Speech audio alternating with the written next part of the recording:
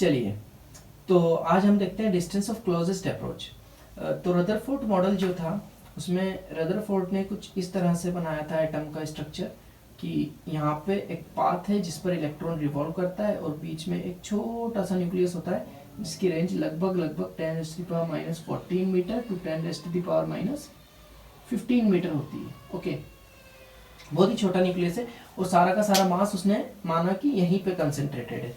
अब यहाँ से जो अल्फा पार्टिकल आपका निकल के आ रहा था, जो कि आपका रेडियो एक्टिव सोर्स था, उससे v वेलोसिटी से कोई पार्टिकल निकल के आ रहा था और वो पार्टिकल इस पाथ पर मूव करके और वो वापस लौट जाएगा। तो वो मैक्सिमम कितना इसको अप्रोच कर पाएगा, मैक्सिमम कितना इसके क्लोज आ पाएगा, that is r naught. So r naught will be the distance of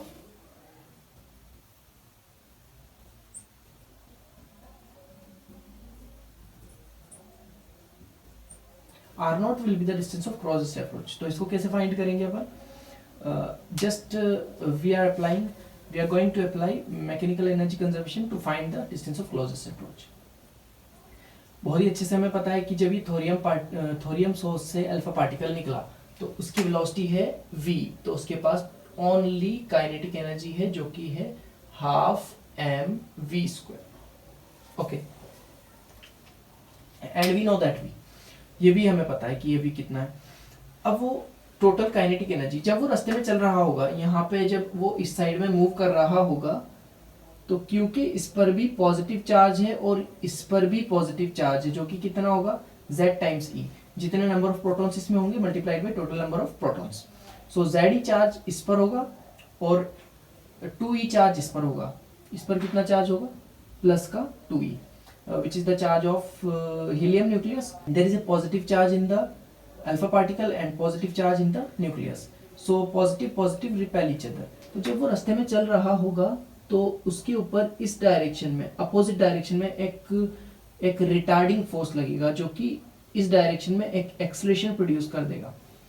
अब एक्सेलरेशन, मोशन हो रहा है इस तरफ, एक्सेलरेशन लग रहा है इस तरफ, तो वेलोसिटी को क्या करेगा?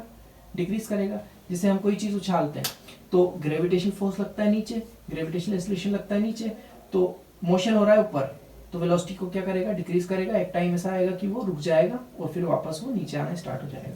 इसी तरीके से फोर्स लग रहा है इस तरफ, तो ये पार्टिकल इधर जाएगा, वेलोसिटी को कम करेगा और यहाँ पर आने के बाद उसकी वेलोसिटी, उसकी फाइनल वेलोसिटी 0 हो जाएगी।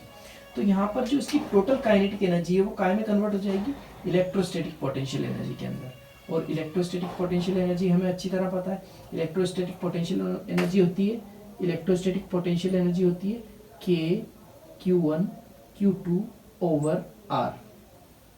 Okay, so total kinetic energy will be converted into the potential energy. तो हम क्या बोल सकते हैं? हम ऐसा बोल सकते हैं total kinetic energy will be finally converted into the electrostatic potential energy. So what will the initial total kinetic energy, which is half times m times v² and that is equal to k q1. What is the charge of alpha particle?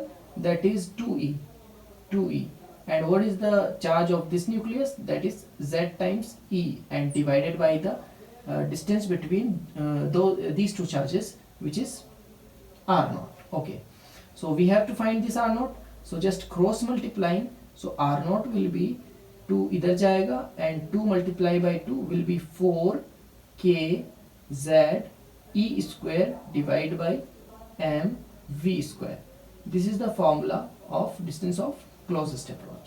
तो इस पर हम कुछ questions भी solve कर सकते हैं। जैसे अगर आपको v दे रखा हो, मास आपको पता ही होता है, k आपको पता ही होता है, z atomic number of this foil, जो भी फॉइल उसने लगाई, और what is e will be the charge of electron which is 1.6 10⁻⁻19।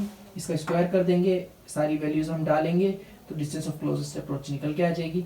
v आपको क्वेश्चन में गिवन होगा, तो हम यहाँ से जो आंसर निकालेंगे वो आपका मीटर में आएगा।